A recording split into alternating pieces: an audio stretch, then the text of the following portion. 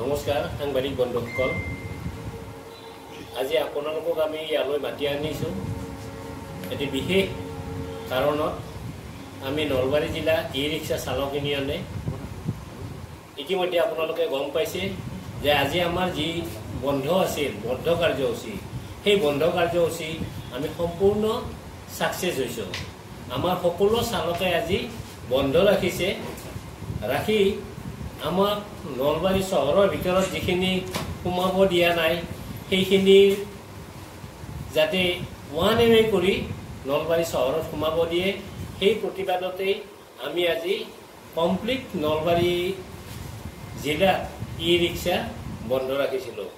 কাৰণ আমাৰ ই-ৰিক্সা চালকসকলে এই বন্ধ সম্পূৰ্ণ সহযোগ কৰি আজি এনেকুৱা এটা বন্ধ হৈছে, ঠায়ে ঠায়ে কিছুমানে প্ৰতিবাদো কৰিছে। গতিকে আমি গোটেইবিলাক চালককে আমি ধন্যবাদ জনাইছোঁ। আৰু আজিৰ যি নেকি অভাৱনীয় পৰিস্থিতি হ'ল, বিভিন্ন ঠাইত স্কুলত যোৱা ছাত্ৰ ছাত্ৰী, বজাৰ সমাৰ কৰাৰ কাৰণে অহা মানুহ, বৃদ্ধ লোকসকল যিসকলক চিকিৎসালয়লৈ আনিছে, সেই মানুহবিলাকৰ আজি বহুত অসুবিধা হৈছে। আৰু তাৰ বাবে আমি সকলোৰে ওচৰত আমি ক্ষমা ভিক্ষা কৰিছোঁ। গতিকে আমি আজি খন্তেক আগতে আমাৰ যি নেকি নলবাৰী জিলাৰ আৰক্ষী অধীক্ষক মহাশয়াই আমাৰ লগত আলোচনাত বহিছিল।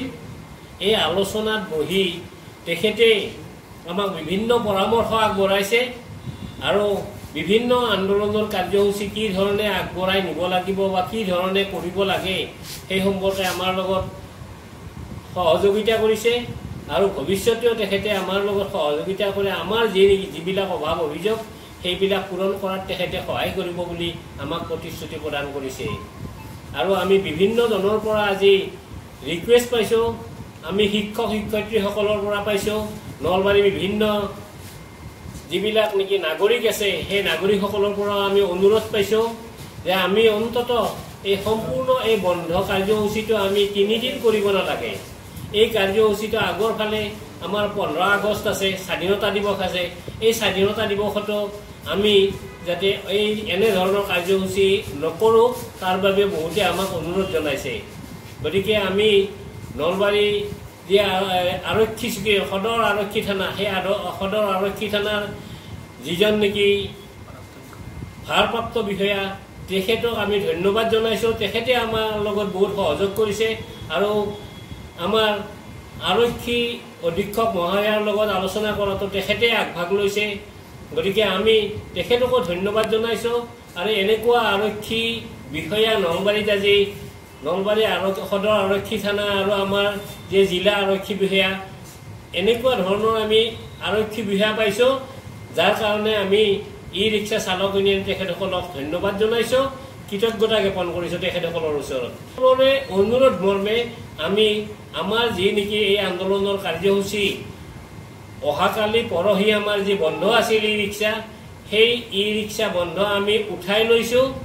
আৰু যি মহামিছিল আছিল সেই মহামিছিলৰ দিনা আমি এখন মিটিং কৰি আমি আমাৰ যিখিনি দাবী সেইখিনি আমি আমাৰ চৰকাৰৰ ওচৰত, আমাৰ আৰক্ষী অধীক্ষক মহাশয়া আৰু আমাৰ জিলা উপায়ুক্তৰ ওচৰত আমি পুনৰবাৰ আমি কিবা এটা ৰাস্তা উলিওৱাৰ কাৰণে আমি তেখেতসকলৰ ওচৰত পুনৰবাৰ আমি এই স্মাৰক পত্ৰ প্ৰদান কৰিম।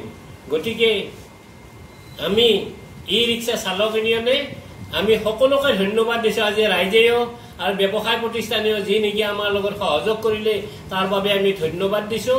আৰু যিসকলে ইয়াৰ মাজতে বিভিন্ন ধৰণে কুটাঘাত কাৰ্য কৰি আমাৰ নাম বিক্ৰী কৰি যি নেকি এটা চলোৱাৰ কাৰণে চেষ্টা চলাইছিল, এটা গণ্ডগোল কৰাৰ কাৰণে যি চেষ্টা চলাইছিল, তাৰ বাবে তেওঁলোকক আমি গৰিহণা দিছোঁ।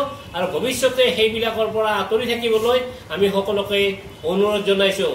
গতিকে আমাৰ এই যি নেকি কাৰ্যসূচী আছিল সেই কাৰ্যসূচী আমি সাময়িকভাৱে স্থগিত ৰাখিলোঁ।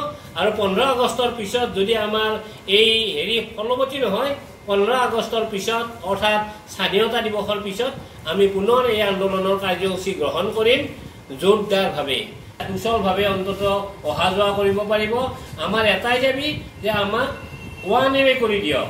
ওৱান ৱে কৰি দিলে নলবাৰীৰ যে যান জঁট সেই যান জঁট সম্পূৰ্ণ নোহোৱা হৈ যাব, সেইটো আমি প্ৰতিশ্ৰুতি দিছোঁ আৰু আমাৰ চালকসকলেও সেই কথা আমাক জনাইছে।